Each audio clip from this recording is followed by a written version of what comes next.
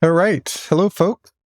Welcome to a non-coding stream, although it's coding related. Hope you're all doing well.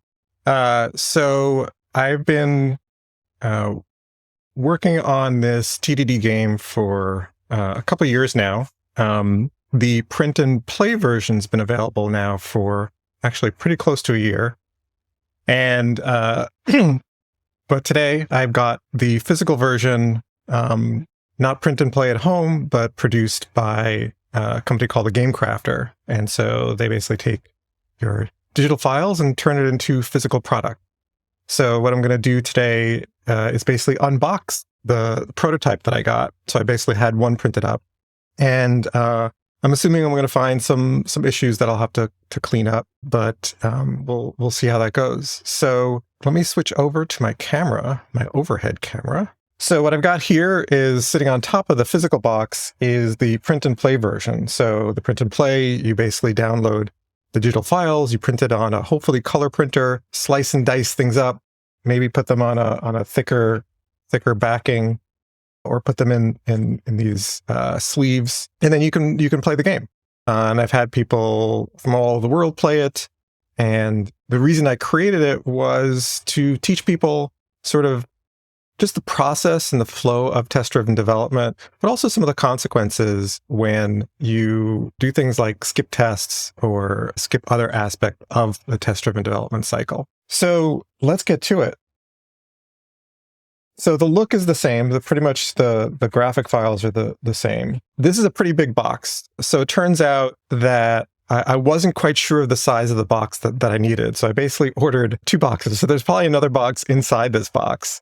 So I need to figure out which box size can hold all the elements, because then I can actually have the box printed. So right now these are blank boxes, but the production run will have basically this logo pretty much printed over the whole top. So let's unwrap it. Say I'm a bit nervous because, like, you never know, like, what did I do wrong when I upload the file? What did I miss? So all right, and lo and behold, there's another box.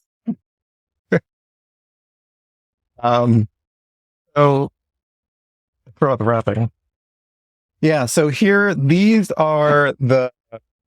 is why I think I need the bigger box, because when they print it, these are printed on 8.5 by 11, very thick tile, not just plain cardstock, but like thick, like a couple millimeters thick cardboard.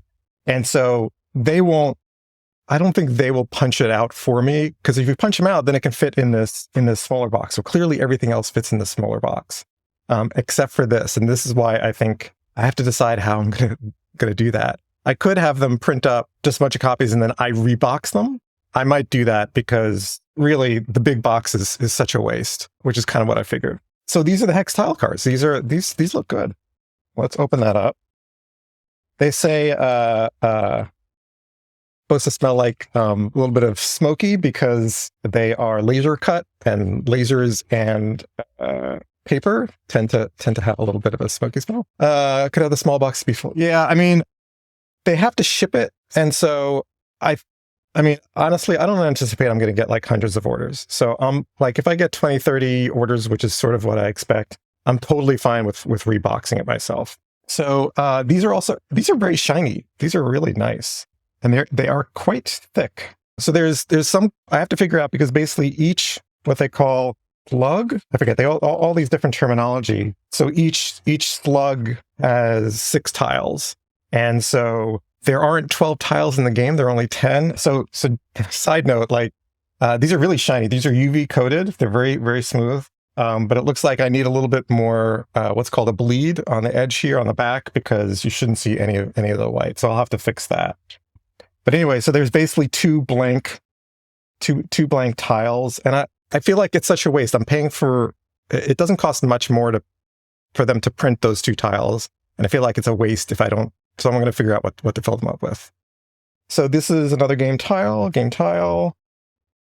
is the back of the game tile, and so there's just the slightest that I have. These are a little bit of white there. But this came out really nice, I have to say. I'm I'm very happy. I was worried about, because like some of the stuff and your hands will get dirty. And so this is the thing where maybe I want to rebox just so people don't get their hands dirty, literally. Yeah, exactly. I think I'm going to rebox it. I would feel silly with such a big box. And once you actually undo it, it totally fits in a smaller box. Plus the smaller box is cheaper. Cheaper to buy, cheaper to print. And then the whole thing is cheaper to ship. Shipping this stuff ain't cheap. It's not so bad within the US where I'm based, but shipping internationally, not cheap. So apologies in advance for those of you who are not in the US. Let me finish undoing these. So these pop out pretty nicely. Like these are really clean cut. There's just like the slightest, and boy, look at my hands, they're really dirty. Yeah, so I definitely feel like I want to rebox, if nothing else, just to get the dirt off. So these are like solid. These are a great weight for these, because these will form the board. All right, so let's put that over here. I think I can get rid of this box now because that's not needed. All right, so now I got the smaller box. So let's lay out the board. So back of the card, back.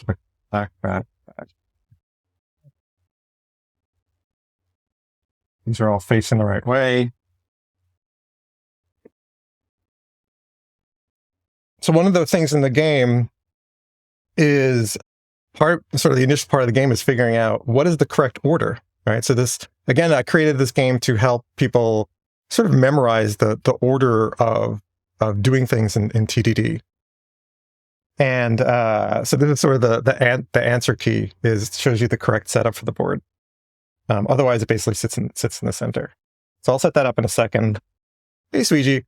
I don't know if I want to do that much work. The savings of sort of optimizing the number of tiles for the hex is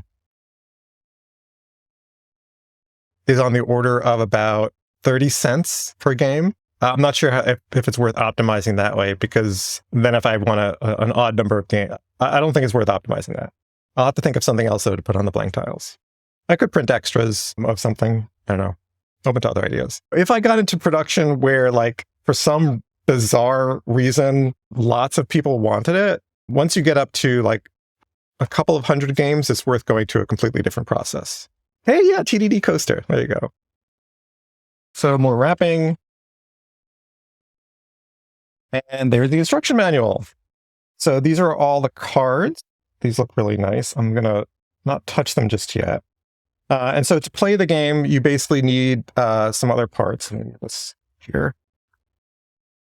You need a die, a 6-sided die. You also need markers for players. Those are also cheap. So I sort of designed this as a 2-player game, but I know people have played 3-player. You could probably play 4-player. I don't know that there's any limit. The cards, you'd probably be shuffling more often. But I'm probably going to include an additional player. And then there are these sort of see-through tokens, which are actually nice. They're much thicker than I thought. I'll open up that in a second. Yes, it would be cute to really extend, like, and yes, if I went into like, you know, massive volume where I could have a custom designed figure, the little hamster as the playing pieces would be cute. It's actually a guinea pig, which is where Jitter Pig came from, was inspired by guinea pigs. Anyway, so this is the manual. Looks as expected, which is nice. And this is one of those things where I'm going to give it a read, and I'm sure I will find a typo. Although I have proofed it several times, and I've had several dozen customers. Although I never know if people actually read the manual. You kind of need to. So this is perfect. This is nice printed. Everything fit. So I always have to look at, like, you know, did the page number get cut off? No, that looks good. Did the little logo at the top get cut off? No, that looks good.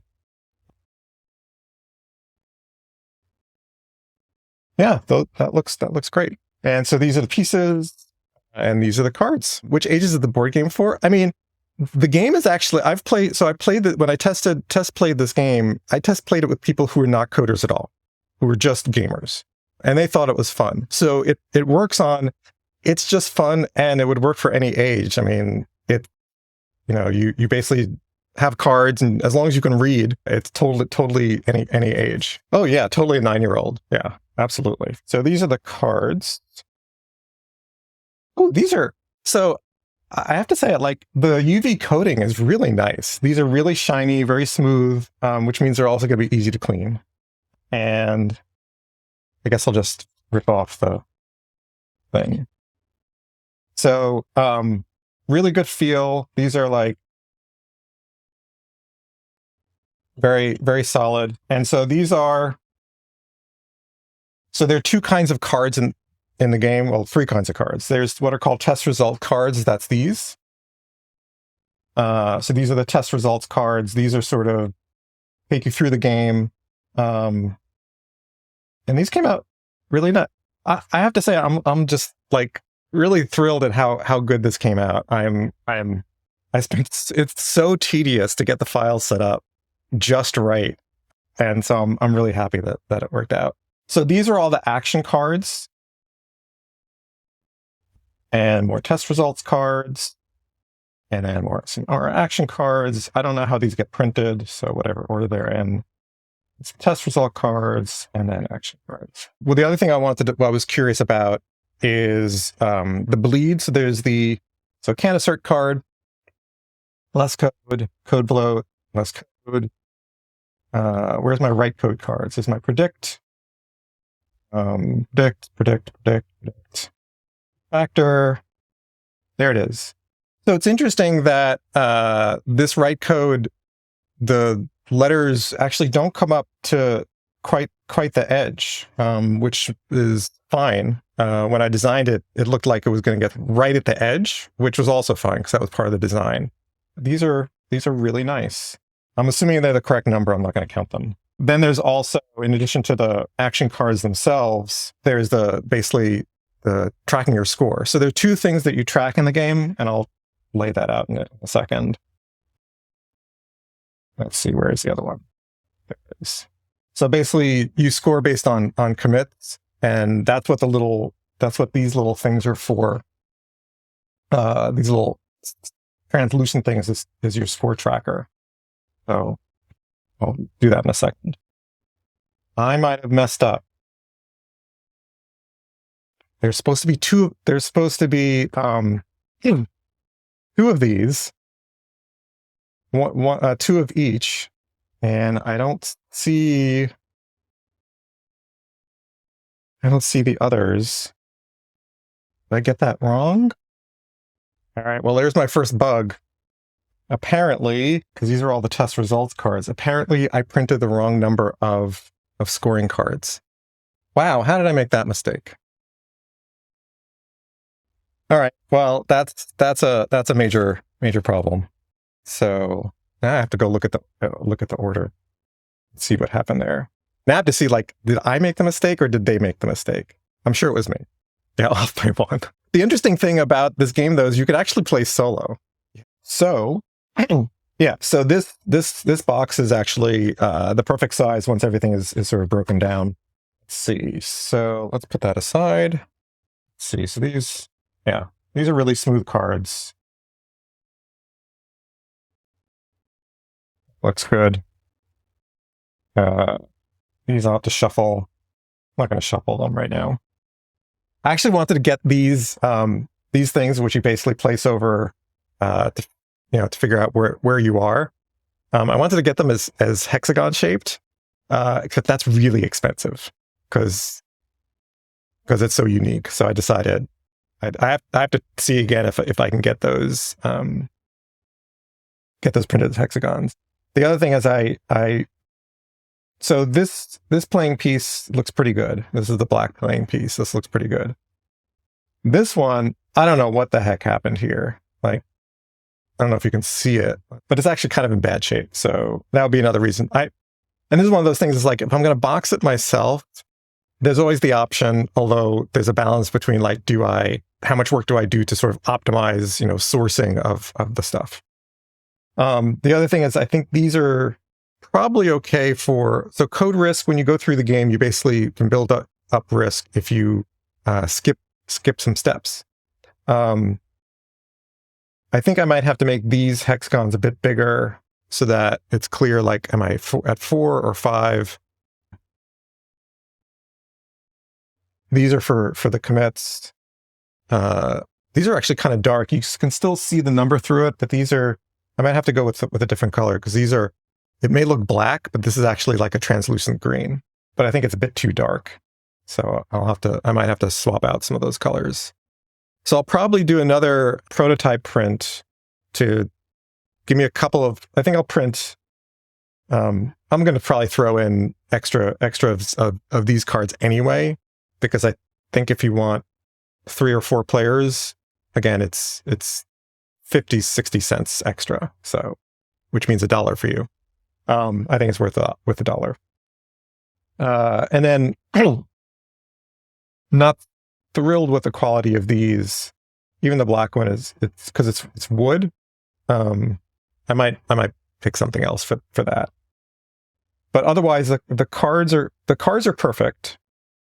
No complaints about the cards. The hex tiles, I got to fix the bleed. So if you can see, so you see the white on the edge, so I got to fix that.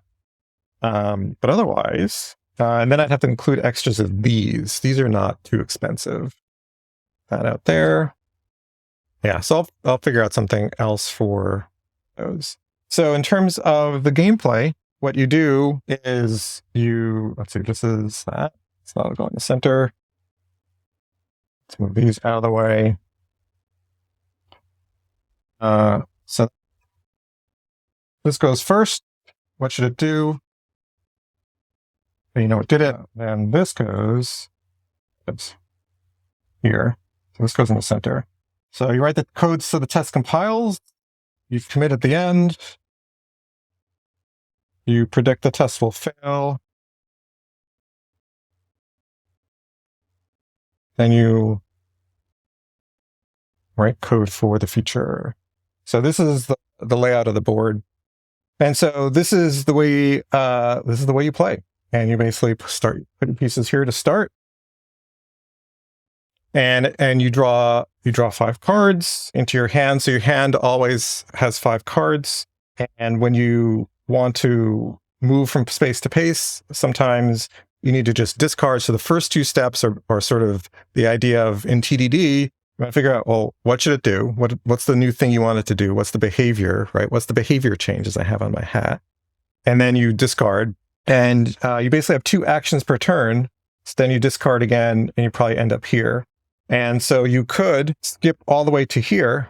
And the way that gets accounted for is then that builds up code risk. So that adds a +3 risk. And so you basically put that here. And so you build up risk, and the risk matters a commit code. Should the center card have a blue border? Well, so what happens is once you set it up, you basically just can flip this, and then it's like that. But I might put a bleed. I could do that. Hey, that's what I could do with the extra tiles, is I could have a couple of experiments, because I know I'll have to reprint it. And so you could take the risky route, and then you go around faster. But once you get to commit code, if you've got risk, you gotta roll a die, which is this one, your 6-sided die. Note how the die is red. And if you roll it and you get a 1, well, that really sucks for you, because now you basically have to discard your hand. And in a sense, you basically start over and you get no commit points. And so you're down here. And so you can decide to take on risk, or you can play it safe and exit. So you have to have specific cards to exit. So here you basically play a write code card. And then when you have to predict, so test fails expected, that's the prediction. And that's what these test result cards are all about. You draw a card, and it might say something like, as predicted, if you got 2 or more less code cards in play. So there's the idea that you want to play less code cards, right? Because when you're doing TDD, you want to write less code to try and make your test pass, the least amount of code you can get away with. And so so you write code, but you also need to have less code. And then there are these blocker cards like can assert and code bloat, and these slow you down. It might require you to have a refactor card in order to take down some of your risk or to get yourself out of a stuck situation. And so I think it's a fun game. I'm not the only one, and it's also really useful, I think, for discussing TDD. When is it might be appropriate to take on some risk and say, we're gonna skip this part and go a little bit faster. But eventually that speed will catch up with you, and eventually you'll max out your risk, and it will be very unlikely that you'll be able to commit. And that's very much, I think, reflective of real life coding. So that's it. Other than a goof on my part, where I didn't print enough of these, some minor issues around the borders on the back of the hex tiles, the kind of not great player pieces, I'm really pleased. And so I'll basically today or tomorrow fix up the mistakes I've made or the things I want to adjust, probably print up another couple of prototypes, because I do have some folks who are running meetups and they wanted some copies for them to play it as a group. It'll probably take 4 or 5 weeks to get the updates on those, but at that point I'll open up for pre-orders once I get those. So that'll happen probably in like 3 or 4 weeks. So that's all I've got for you today. I gotta say there's something about having the physical version of the game and it looking pretty much the way I wanted it to look. That is I have to say is quite satisfying. And now that I know the box size, the box itself will be printed with the game information, the game logo. And so watch out for pre-orders. A warning, shipping is going to not be cheap. But once I get those pre-orders in, I'll cut off, and then I'll be able to place an order, and I'll be shipping it myself because I'm going to rebox it. All right. Thanks for hanging out, folks. I appreciate it. Appreciate all the comments. Don't forget, if you're not already signed up on the list and you want to find out about the pre-orders, go to tdd.cards. For those of you who've purchased the print and play digital version, you're going to get a coupon for a little bit off of the physical game, just to thank you for buying the digital version. All right. So that's all, folks. Thanks a lot. I'll see you at some point for an actual coding stream. But for now, thanks a lot, and I will see you next time.